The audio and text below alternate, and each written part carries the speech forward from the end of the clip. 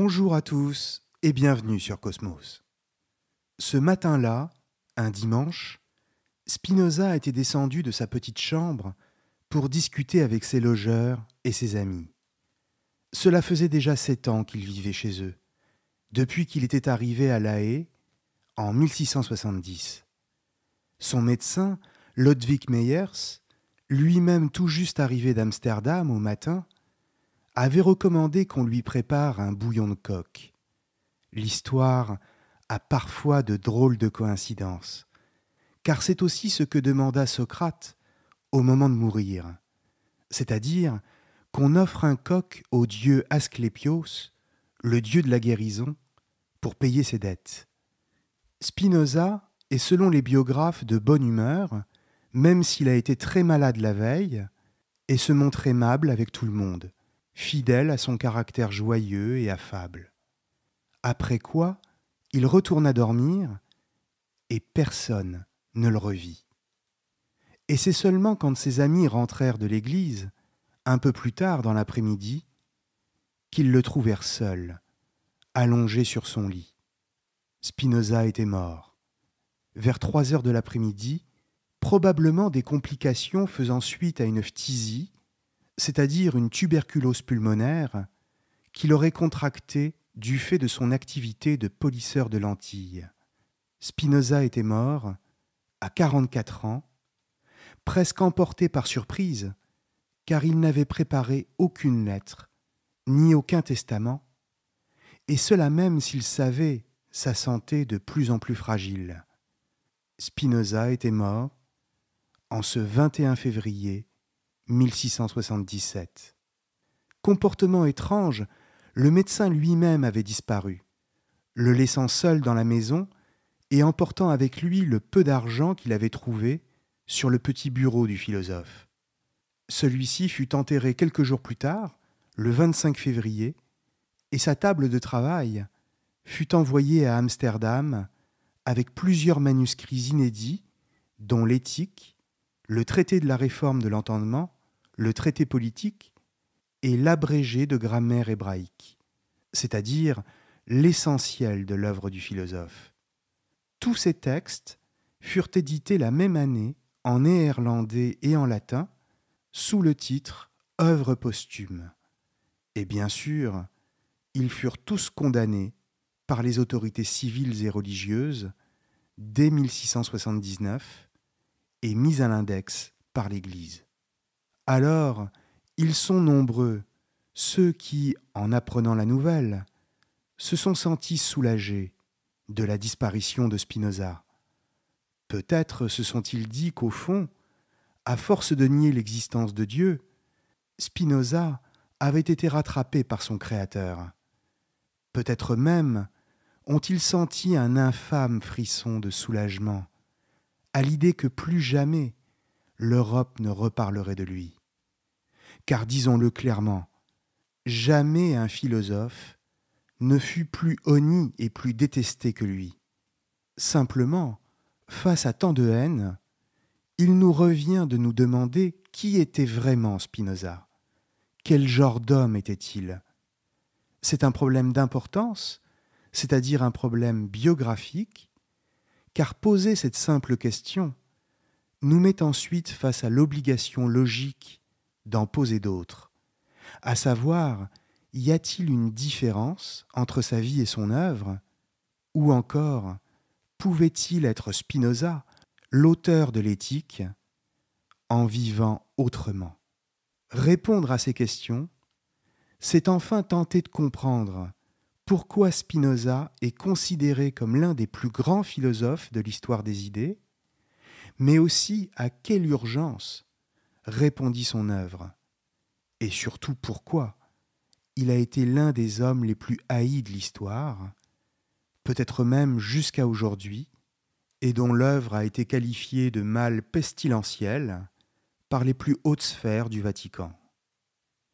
Pour tenter de comprendre la trajectoire de Spinoza, il nous faut remonter quelques 150 ans environ, avant sa naissance, et faire le voyage en Espagne. En 1492, très exactement, c'est-à-dire la même année que celle de la découverte de l'Amérique par Christophe Colomb. C'est l'année de la Reconquista, c'est-à-dire de la victoire définitive d'Isabelle de Castille sur les Maures et de leur expulsion de la terre d'Espagne. Mais c'est aussi celle du décret de l'Alhambra, signé par la reine Isabelle. Le décret de l'Alhambra, c'est le texte par lequel la reine déclare qu'elle expulse tous les Juifs d'Espagne, qui ne voudront pas se convertir au christianisme. Et bien que bon nombre de Juifs espagnols choisissent de rester dans leur patrie, et donc de se convertir, la grande majorité d'entre eux décident au contraire de fuir vers le Portugal. C'est là que nous retrouvons la trace des plus anciens ancêtres de Spinoza, du moins ceux pour lesquels il existe des sources. Mais la terre du Portugal n'offre pas plus de confort aux familles juives que l'Espagne. Même après avoir été convertis, ceux qu'on appelle alors les conversos sont stigmatisés, pourchassés et torturés. Les autorités politiques et religieuses, sous la houlette de la Sainte Inquisition, les soupçonnent de continuer à pratiquer leur foi et d'avoir secrètement conservé leurs anciens rites. On les appelle les maranes, qualificatif extrêmement péjoratif qui vise à les assimiler à des porcs autant qu'à des traîtres. C'est pourquoi ils sont le plus souvent réduits à l'exil à travers l'Europe.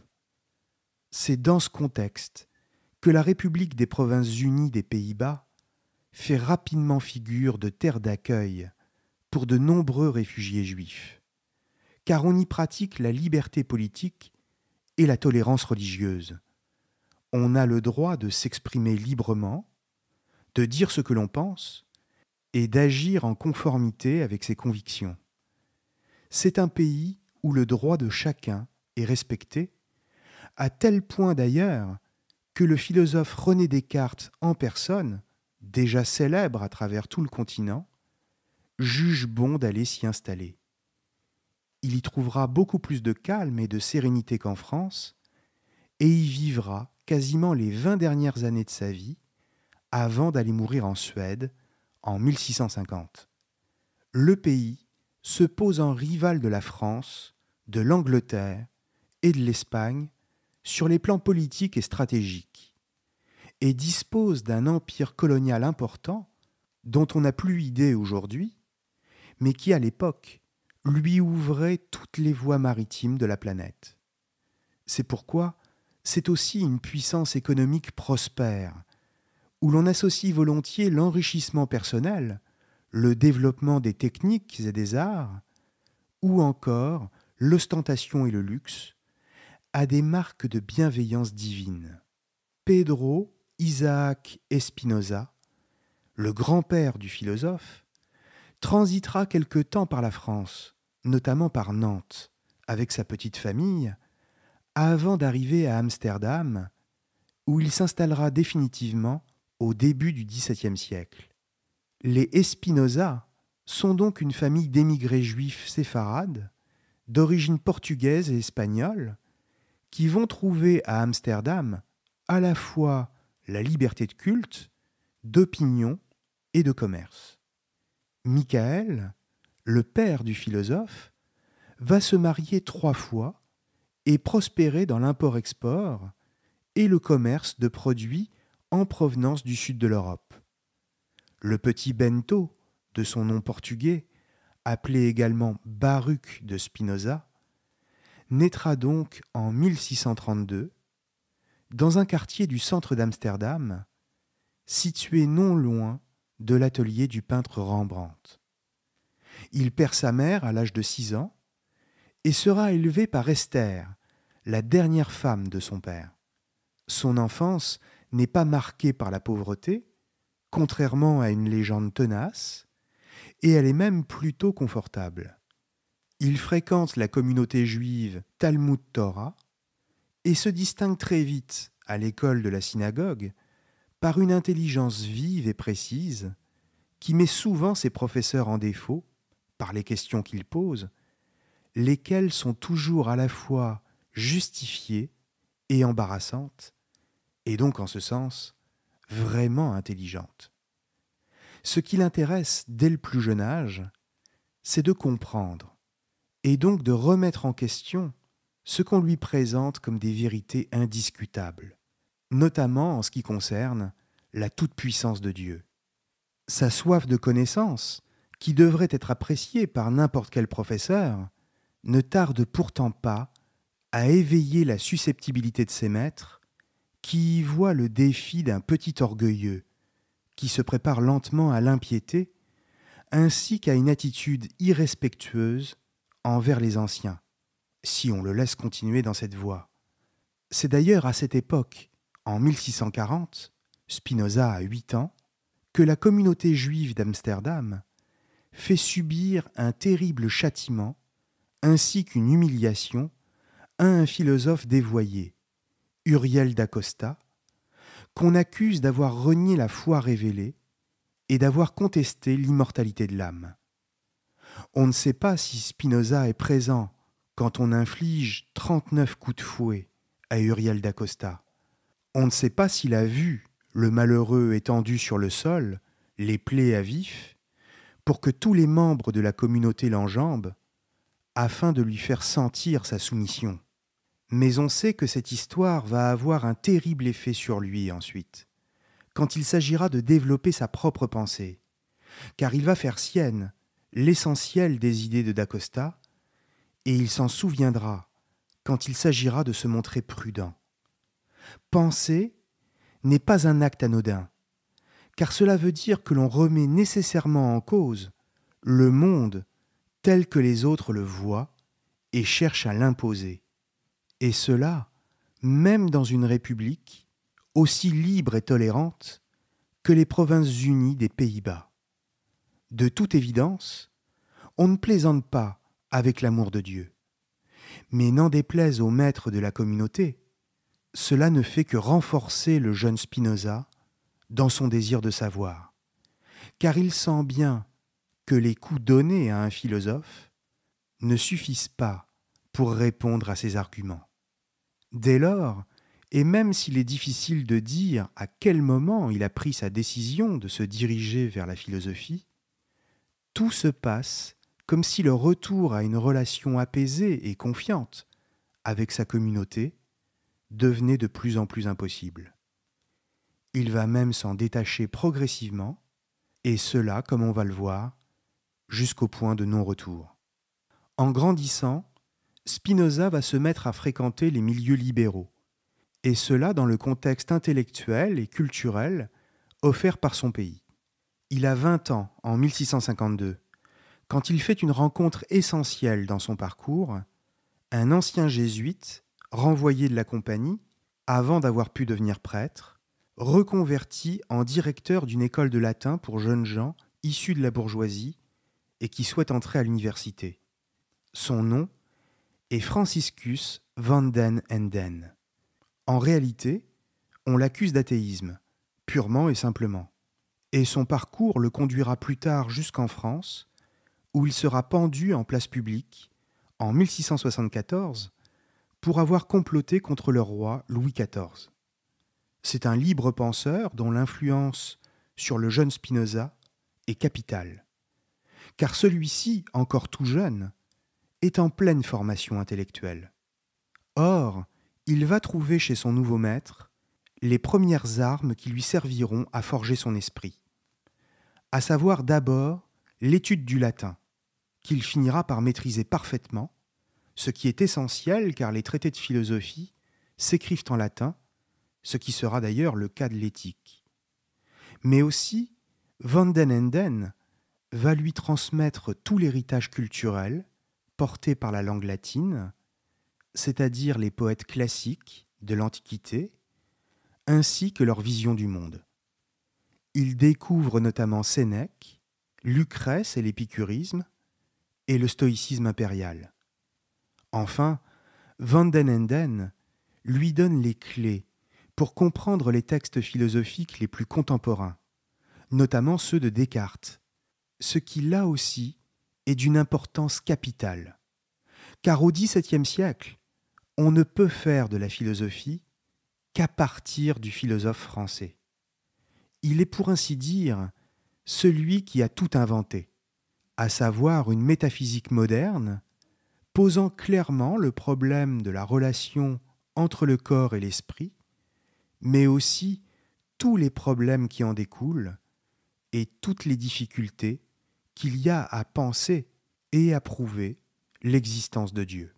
Spinoza sera donc d'abord un cartésien, et en ce sens, il le restera même toute sa vie, tant par admiration que par nécessité de démarche, celle de la raison.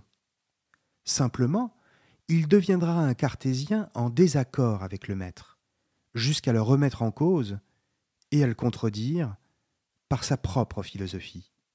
C'est en suivant les cours de Van den Enden que Spinoza fera la connaissance de sa fille, la jeune Clara Maria, alors âgée de 16 ans, et dont il tombera amoureux.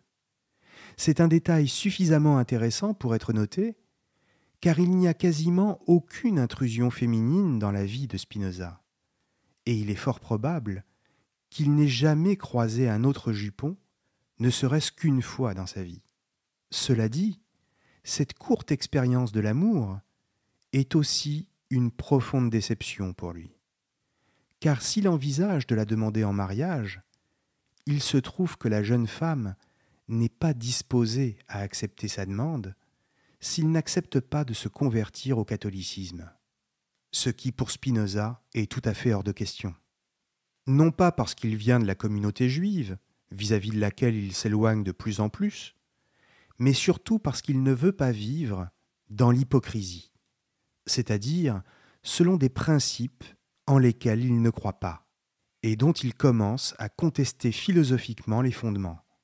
L'existence d'un Dieu transcendant, compris comme une personne, avec les mêmes passions que les hommes, amour, colère, etc., l'immortalité de l'âme, le bien et le mal comme référence des valeurs absolues, tout cela lui semble absurde. Et son œuvre majeure, c'est-à-dire l'éthique, aura justement pour objet de les remettre en cause. Alors, quand il voit que la belle Clara Maria manifeste de l'inclination pour un rival, lequel lui offre un collier de perles, et qu'elle accepte, Spinoza dit éprouver du dégoût et décide de partir. Simplement, au cours de toutes ces années passées chez Van den Enden, Spinoza est passé de l'adolescence à l'âge adulte. Il n'est pas encore le philosophe que nous connaissons, mais il est devenu un jeune homme doué d'une remarquable culture. Il possède les grands enjeux de la philosophie de son temps et sur lesquels il va pouvoir intervenir à partir du moment où il aura travaillé à la mise en forme de ses propres réponses. Et surtout, il a d'ores et déjà défini l'essentiel de ses préoccupations philosophiques, ce qui va l'occuper toute sa vie, à savoir se mettre en quête d'un bien véritable, qui ne soit pas soumis aux biens passagers comme la gloire ou la richesse. D'une certaine manière, il sait qu'il est en train de devenir philosophe, il le constate, et il déclare qu'il veut partir en quête d'un bien qui le remplisse de satisfaction et qu'il ne pourrait pas perdre, quelles que soient les circonstances.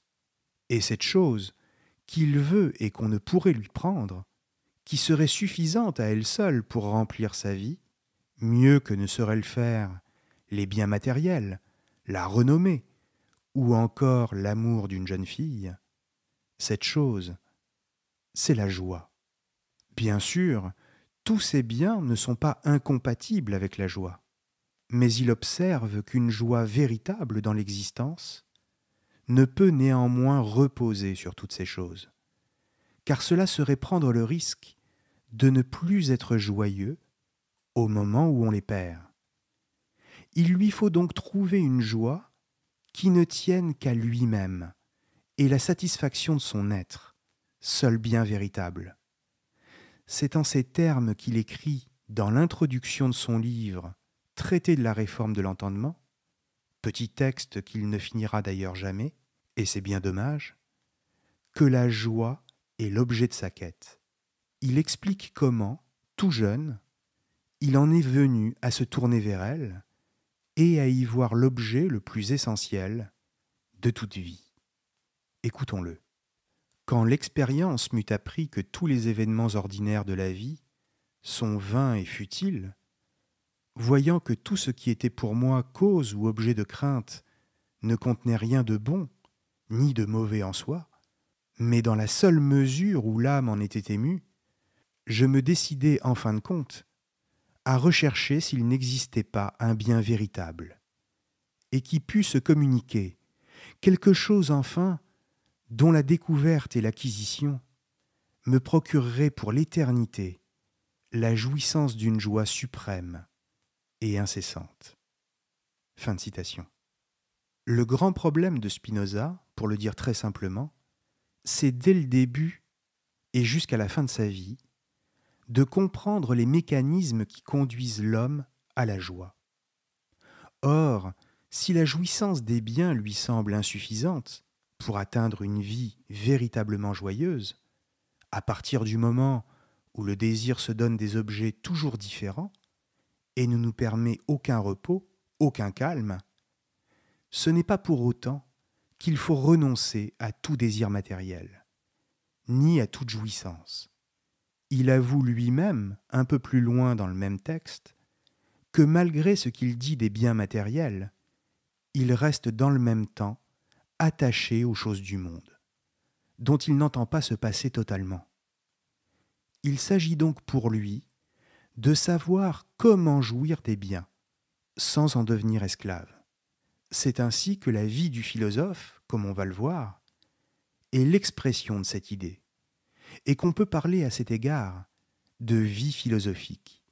Non pas parce qu'il s'agirait de vivre dans une sorte d'indépendance forcée par rapport à la richesse, et qu'il ne possédera d'ailleurs quasiment jamais rien, mais simplement parce que, s'étant tourné vers la recherche d'un bien véritable, une pure satisfaction d'exister, il ne lui manquera plus rien.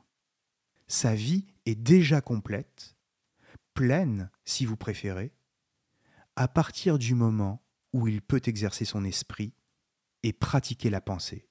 Pourquoi ? Eh bien simplement parce qu'une idée n'est pas, comme le dira Spinoza dans l'Éthique, une peinture muette sur un tableau. Une idée, c'est une action. Et à ce titre, elle est réalisation de soi. Dès lors, penser, cela revient tout simplement pour le philosophe à être à sa place et à se réaliser lui-même, à se déployer, pourrait-on dire. D'où la joie. C'est pourquoi penser avec Spinoza ne revient jamais à subir des injonctions moralisatrices sur la nature même de ce que vous désirez en tant qu'homme ou en tant que femme. Spinoza vous dit « Tu préfères les richesses, la vie luxueuse et la jouissance ?» Eh bien soit, cela ne pose strictement aucun problème. Simplement, tu réaliseras par toi-même que tu ne pourras jamais être heureux de cette façon, car tu te soumettras tout seul aux aléas de ton propre désir, et tu verras que tu n'auras aucun contrôle sur lui, et que tu en seras même le jouet. Un jour, tu voudras telle chose, et un autre, telle autre chose. Et sans comprendre pourquoi, ton désir te fera immanquablement passer d'un objet à un autre, te faisant souffrir, car t'interdisant toute satisfaction durable.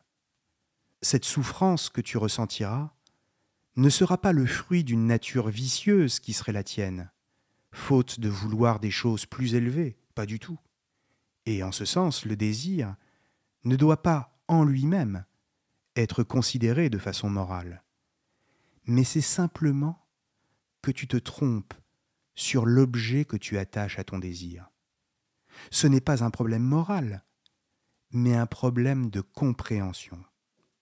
Et si tu souffres, c'est parce qu'il te faut apprendre, non pas à maîtriser le désir, comme le voudraient les moralistes, ce qui est impossible, mais plutôt à saisir son fonctionnement.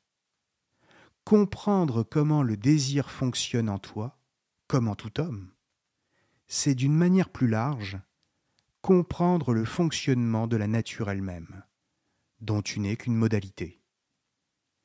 Et cette compréhension est non seulement capitale pour ne pas être le jouet de toutes les chimères moralisantes, des fanatiques notamment, mais c'est surtout l'acte fondateur de toute joie véritable dans ta vie. Parce que dès lors que tu comprends comment le désir te travaille, alors tu n'as plus à t'y soumettre. Tu ne lui opposes plus aucune résistance, parce que c'est justement la résistance qu'on oppose à un désir qui nous fait souffrir. Mais c'est simplement que le désir de tel ou tel objet inutile cesse en toi et s'oriente vers quelque chose d'autre, mais cette fois de plus utile. Il s'agit donc d'une liberté permise par la compréhension rationnelle, géométrique même, du désir, et qui se définit comme une joie. La joie est une puissance. Comprenons une puissance d'agir. C'est un moteur qui vous met en mouvement. Et de fait, être joyeux, c'est avoir la capacité d'agir et d'entreprendre toute chose qui vous semblait jusque-là impossible.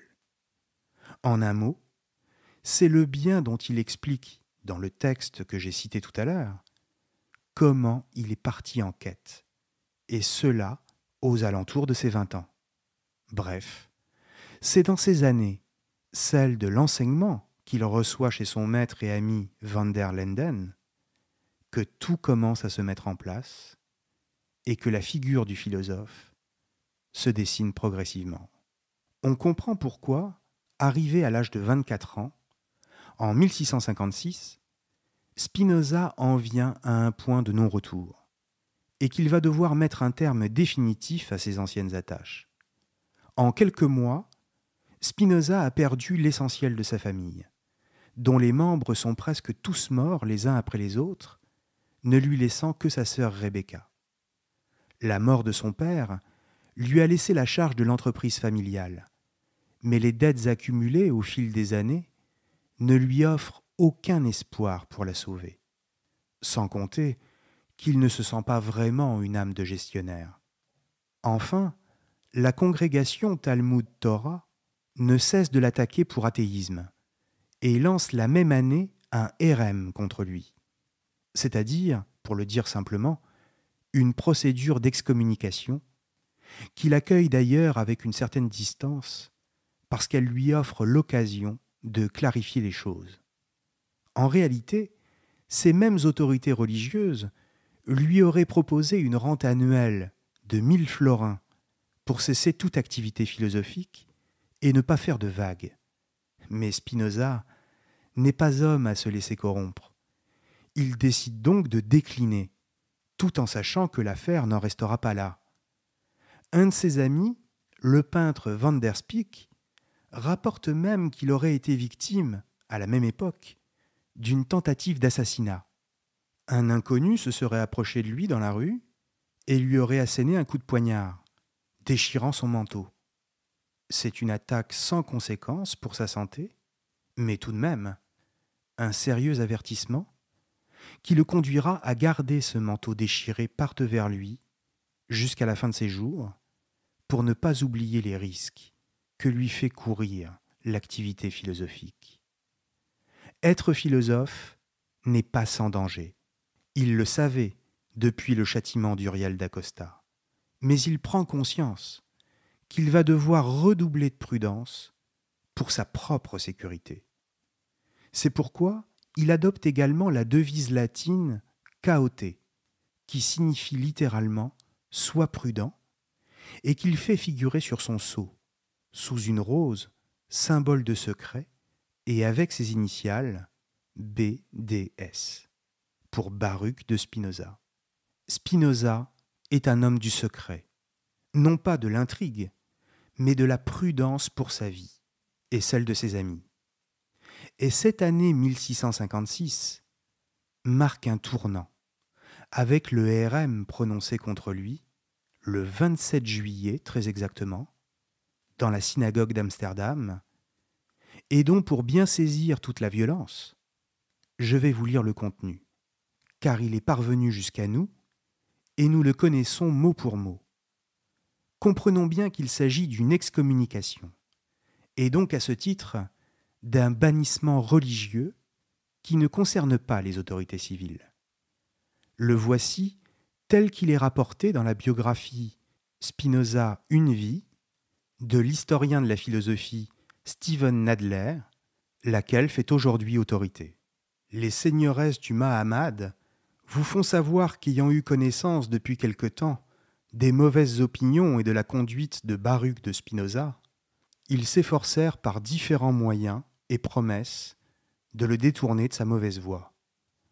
Ne pouvant porter remède à cela, recevant par contre chaque jour de plus amples informations sur les horribles hérésies qu'il pratiquait et enseignait, et sur les actes monstrueux qu'il commettait et ayant en cela de nombreux témoins dignes de foi, qui déposèrent surtout en présence dudit Espinosa, qui a été reconnu coupable. Tout cela ayant été examiné, en présence de messieurs les rabbins, ils décidèrent, avec leur consentement, que le dit Espinosa serait exclu et écarté de la nation d'Israël, à la suite du RM, que nous prononçons maintenant en ces termes. À l'aide du jugement des saints et des anges, nous excluons, chassons, maudissons et exécrons Baruch de Spinoza, avec le consentement de toute la sainte communauté, en présence de nos saints livres et des 613 commandements qui y sont enfermés. Nous formulons ce RM, comme Josué le formula à l'encontre de Jéricho. Nous le maudissons, comme Élie maudit les enfants, et avec toutes les malédictions que l'on trouve dans la loi. Qu'il soit maudit le jour, qu'il soit maudit la nuit, qu'il soit maudit pendant son sommeil et pendant qu'il veille, qu'il soit maudit à son entrée et qu'il soit maudit à sa sortie. Veuille l'Éternel ne jamais lui pardonner. Veuille l'Éternel allumer contre cet homme toute sa colère et déverser sur lui tous les maux mentionnés dans le livre de la loi. Que son nom soit effacé dans ce monde, et à tout jamais, et qu'il plaise à Dieu de le séparer de toutes les tribus d'Israël, l'affligeant de toutes les malédictions que contient la loi. Et vous qui restez attachés à l'Éternel, votre Dieu, qu'il vous conserve en vie. » Fin de citation.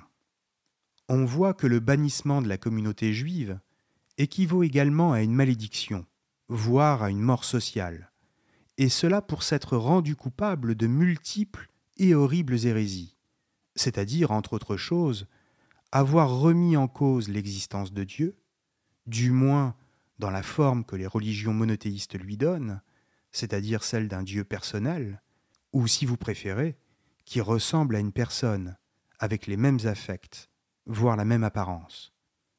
Il pense également que l'âme n'est pas immortelle, que les religions n'existent que pour soumettre les âmes faibles et en proie au désespoir, voire pour rendre les hommes encore plus malheureux, en jouant sur leurs superstitions et sans jamais faire appel à leurs raisons. On voit que les raisons ne manquent pas pour condamner Spinoza, d'autant que certains biographes ont pu également donner d'autres prétextes pour cette condamnation, y compris politiques, car en sacrifiant un homme comme Spinoza, la communauté dont il était issu pouvait donner des gages aux partisans de la monarchie, ce qui servait ses intérêts. Mais la réalité profonde, à l'origine de cette procédure, demeure encore un mystère. L'accusation ne tient presque sur rien, juste quelques témoignages malveillants tout au plus. La réalité, c'est qu'à cette époque, Spinoza n'a encore rien publié, et s'il est mis ainsi en accusation, c'est parce que penser représente déjà, en tant que tel, une activité subversive. Mais alors que le philosophe est normalement condamné à quitter Amsterdam, il va y demeurer néanmoins, attisant toujours plus la haine des religieux à son égard.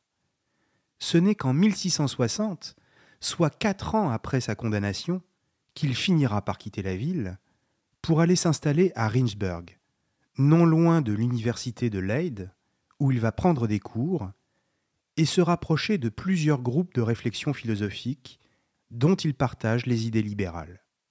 Il s'y forge de solides amitiés et constitue rapidement autour de lui un véritable cercle favorable à son travail et qui voit en lui un penseur majeur pour la définition et la promotion des idées de liberté et de laïcité. Certains spécialistes de Spinoza et de la pensée du XVIIe siècle, notamment Maxime Reverey, dans son livre très intéressant « Le clan Spinoza », considèrent aujourd'hui que ce sont ces échanges qui sont au cœur de la pensée du philosophe et qui lui auraient permis d'écrire son éthique notamment. Sans ces collaborations avec des personnes aussi compétentes et dont la seule intention était de promouvoir la raison humaine de façon parfaitement désintéressée, peut-être Spinoza ne serait pas parvenu à produire une œuvre aussi importante. Ces cercles et ces réseaux sont donc au cœur du processus de réflexion du philosophe, et sa pensée se nourrit de celle de ses amis, dont les liens intellectuels sont autant de liens affectifs. Certains, comme Simon de Vries, Jan Rieverts, Peter Bolling, pour ne citer qu'eux, mais ils sont en réalité bien plus nombreux, sont la véritable famille de Spinoza, et ce sont eux qui s'occuperont de faire publier son œuvre et de la diffuser après sa mort. Ils organisent des réunions de travail, réfléchissent de leur côté à certains points essentiels de la doctrine, traduisent ses premiers textes en néerlandais, ou encore établissent des argumentaires contre les idées de Descartes, dont ils sont de fins connaisseurs. Bref, nous sommes ici, avec les amis de Spinoza, au centre d'une bataille intellectuelle européenne dont l'enjeu n'est pas moins que de définir la modernité. Certains d'entre eux seront d'ailleurs arrêtés et finiront en prison. Ensemble, ils pensent non seulement les moyens de parvenir à la compréhension rationnelle de la nature, et donc de se délivrer des fables et des superstitions, mais aussi les modalités d'un contrat social et politique qui permettrait l'apparition d'un État éclairé et bienveillant, faisant de la liberté d'expression la garantie la plus haute de sa propre stabilité. Enfin, il est plus globalement encore question de définir le réel de façon mathématique et donc de sortir la définition de l'homme hors de la sphère de la religion, et même la définition de Dieu conçue comme la nature elle-même. L'organisation générale de l'œuvre de Spinoza, et notamment de l'éthique, sera conçue de manière mathématique et géométrique, et cela malgré tous les reproches qu'on a pu lui adresser à cet égard. Comprenons que l'éthique, notamment, c'est un ensemble de définitions, d'axiomes, c'est-à-dire de postulats qu'il serait trop long pour Spinoza de tenter de démontrer et qu'on doit donc accepter telles quelles pour la démonstration, de propositions, de scolies, d'appendices, etc. C'est pourquoi c'est une lecture compliquée et qui ne se présente pas exactement à la manière classique de la rhétorique. Mais alors, pourquoi Spinoza fait-il cela ? Ne passons pas à côté de ce problème, car s'il n'est pas question pour nous, ici, de parler de la doctrine elle-même, ce point est tout de même fondamental. Pourquoi Spinoza veut-il géométriser le réel, à commencer par Dieu, c'est-à-dire la nature, et ensuite l'homme, c'est-à-dire ce champ de force dominé par des affects ?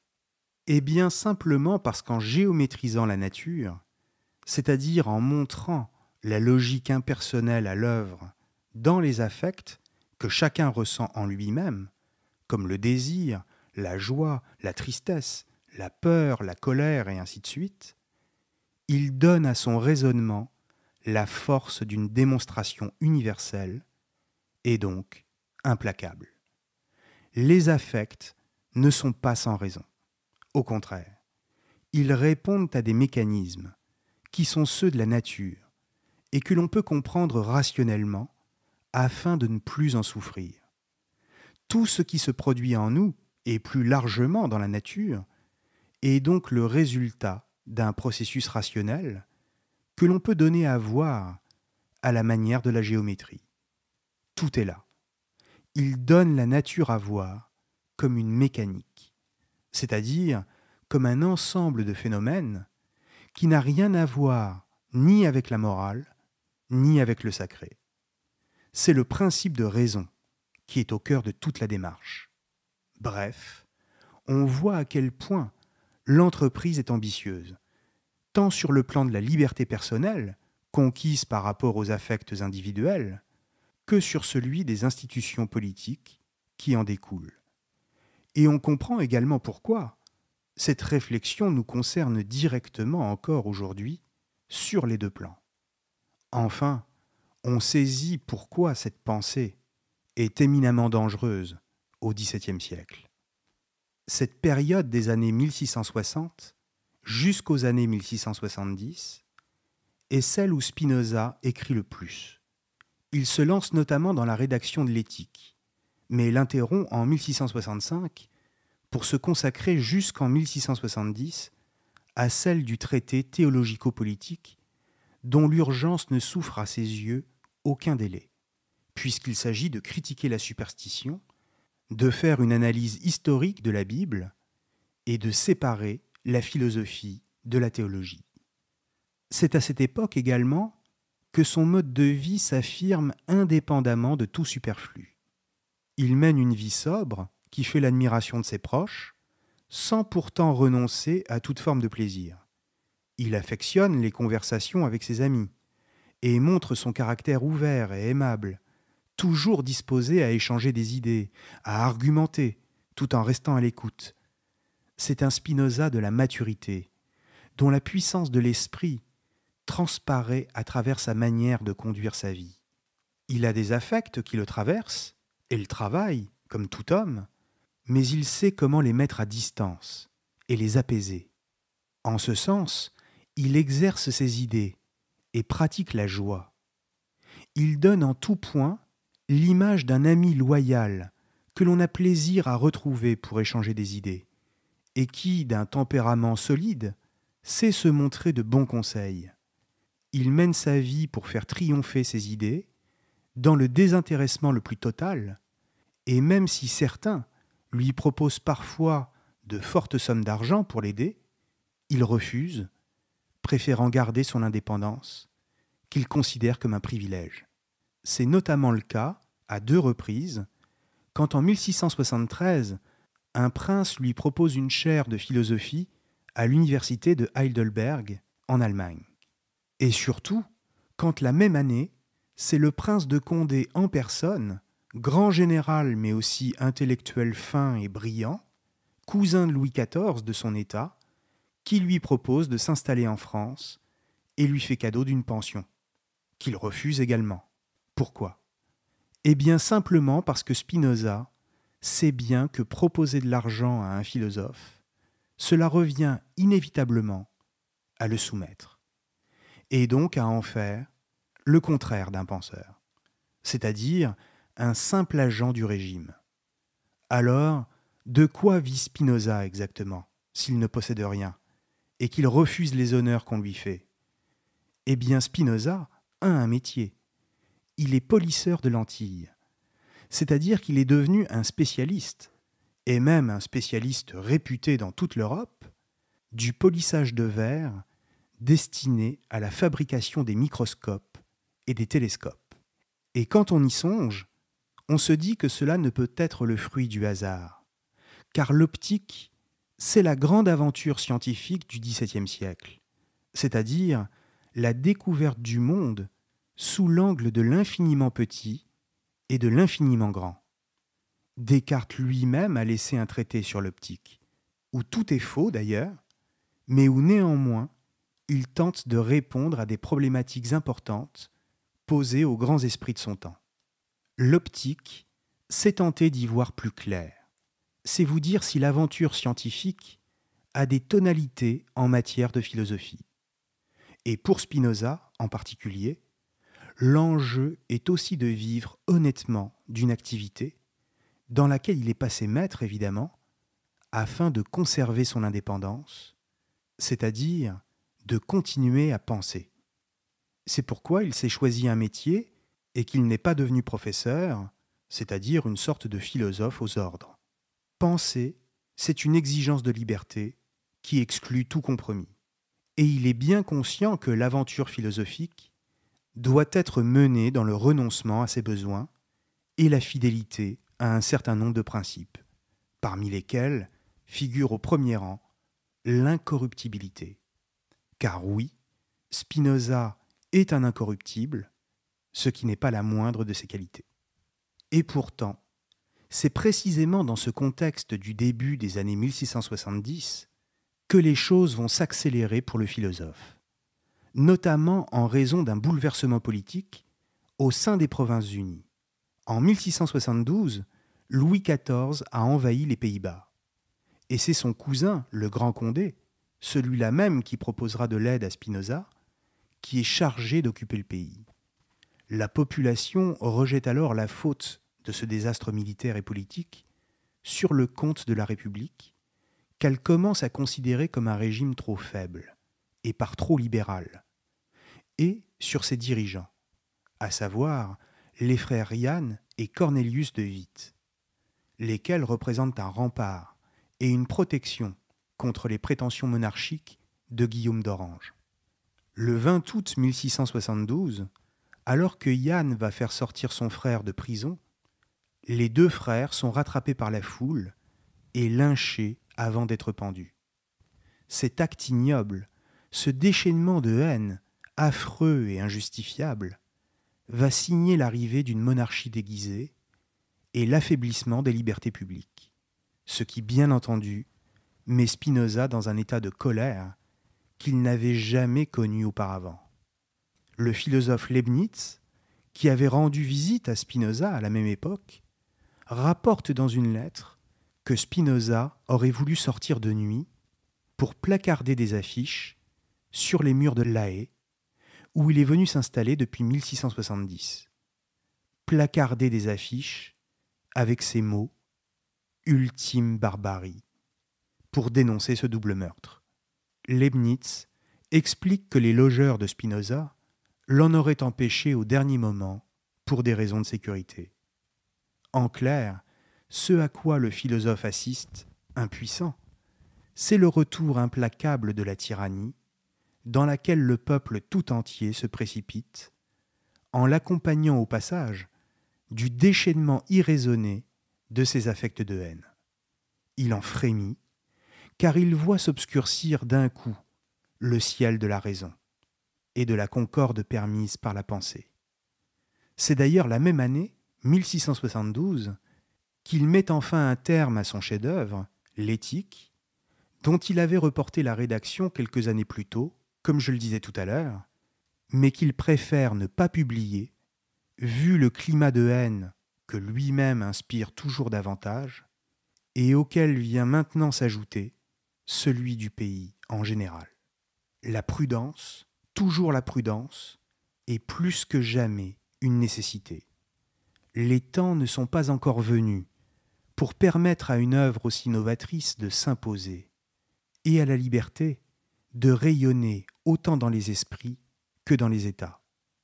Dans le même temps, il entretient une correspondance relativement abondante avec bon nombre de savants à travers l'Europe, mais aussi avec des personnages plus obscurs, avec lesquels il ne rechigne pas à échanger, et cela malgré les insultes, tout en répondant toujours avec calme, et même avec politesse.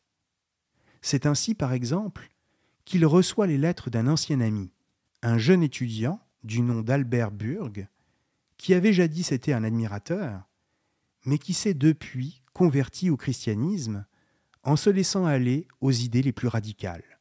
Sa prose est la démonstration de la haine que Spinoza inspire à des esprits qui ont progressivement renoncé à la raison, et dont je vais lire ici un passage issu de la lettre numéro 67, mais qui n'est pas unique en son genre, et que l'on peut retrouver dans le volume consacré à la correspondance du philosophe chez Garnier-Flammarion.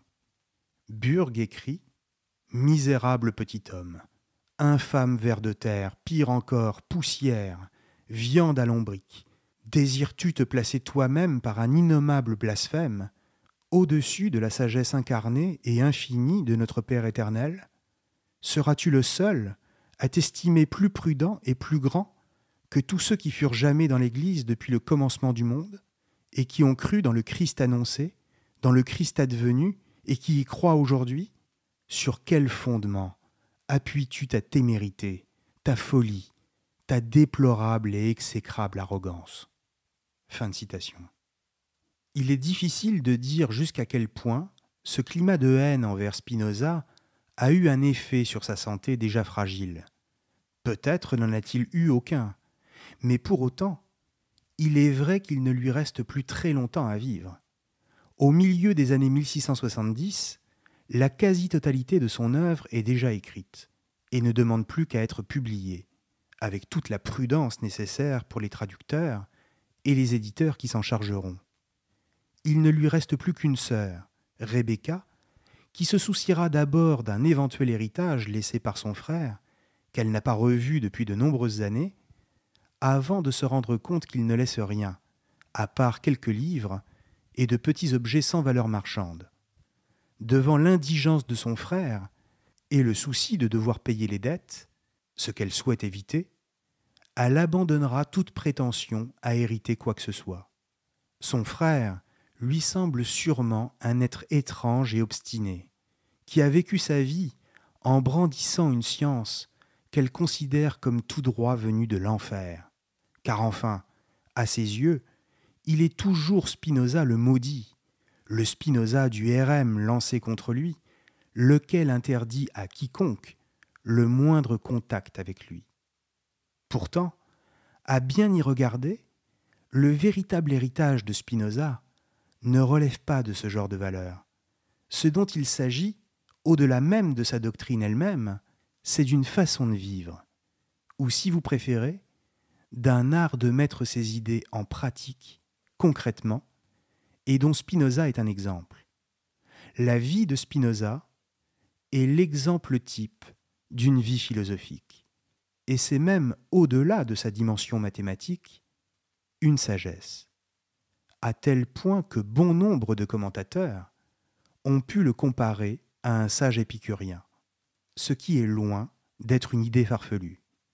Alors pourquoi et qu'est-ce que cela veut dire? Eh bien simplement que la philosophie n'a aucun intérêt si elle ne débouche pas sur une modification de son mode de vie et sur l'observation d'un certain nombre de principes qui sont autant de règles de conduite. C'est quelque chose que j'avais déjà eu l'occasion de dire, mais qui ne trouve peut-être pas d'illustration plus haute que dans sa vie à lui. Le pouvoir de contrarier les affects n'est pas simplement intellectuel. La puissance de la joie, au sens de Spinoza, c'est de rayonner par la compréhension qu'on a de la nature en nous, c'est-à-dire de nos affects, et de notre capacité à les mettre à distance, et donc à les relativiser. Et sa conséquence, c'est de parvenir, au-delà de la joie, à ce que Spinoza appelle la béatitude, c'est-à-dire une joie suprême qui est la perfection même. La joie est le premier signe, quand nous comprenons quelque chose, que nous passons à une plus grande forme de liberté. Et donc, elle se situe encore dans un certain rapport au temps, dans une certaine chronologie. Mais la béatitude, elle, c'est la marque de celui dont la connaissance de la nature est telle qu'il l'observe désormais non plus dans l'écoulement de sa durée, mais dans la perspective de sa vérité éternelle. La joie est accessible par le simple raisonnement qui permet de comprendre le fonctionnement de la nature. Et pour Spinoza, en effet, le savoir s'accompagne toujours d'une satisfaction. Mais la béatitude, c'est le changement de perspective dans lequel penser devient un mode de vie, qui n'est plus soumis aux soucis et aux aléas du monde, mais qui nous conduit à voir tout ce qui nous arrive comme faisant partie de la nature. La béatitude, c'est une expérience qui nous élève à la vérité et à l'éternité de la nature, et sa saisie intuitive, qui nous semblait jusque-là impossible, devient dès lors une évidence. C'est comme jouer au piano les yeux fermés. Le niveau de maîtrise est total parce que le pianiste n'a plus à penser à ce qu'il fait. Il le ressent, tout simplement. Ça, c'est l'effet que nous fait la vérité de la nature quand elle s'impose à nous dans toute sa force et qu'on n'a plus besoin de passer par le raisonnement pour la reconnaître. C'est ce que Spinoza appelle le troisième genre de connaissance. Après la connaissance par ouï-dire, c'est-à-dire l'opinion, et la connaissance mathématique, celle par laquelle il faut passer, comme on l'a vu.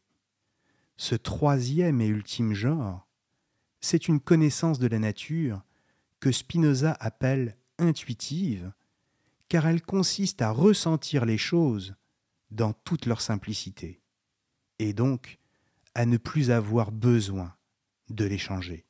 Une fois atteint ce niveau de connaissance, celui de la vraie sagesse, toute chose nous semble magnifique telle qu'elle est, et il n'y a plus aucun mal dans le monde. On peut le regarder tel qu'il est, avec amour et détachement, dans sa perfection et son éternité. Sub specie aeternitatis, pour le dire comme Spinoza, c'est-à-dire en latin, sous un regard d'éternité. Il ne s'agit donc pas d'une éternité accessible après la mort, pas du tout, mais accessible ici-bas par un changement d'approche sur ce qui nous arrive, et dès lors qu'on se met en quête de la vérité. Ou, si vous préférez, la vie de Spinoza, c'est l'expérience d'une conversion du regard. C'est une vie brève, où il vécut dans la solitude et la maladie, certes, mais c'est aussi une vie pleine et puissante, puisque vécue dans la paix et la joie. D'une certaine manière, cette conversion à la vérité, ce changement de perspective, ne dépend que de nous. Et peut-être est-ce là la dernière chose à retenir de cet homme extraordinaire. Peut-être même qu'au fond, à bien y réfléchir, rien d'autre ne pourra jamais avoir autant d'importance que cela. Merci à tous et à très bientôt sur Cosmos.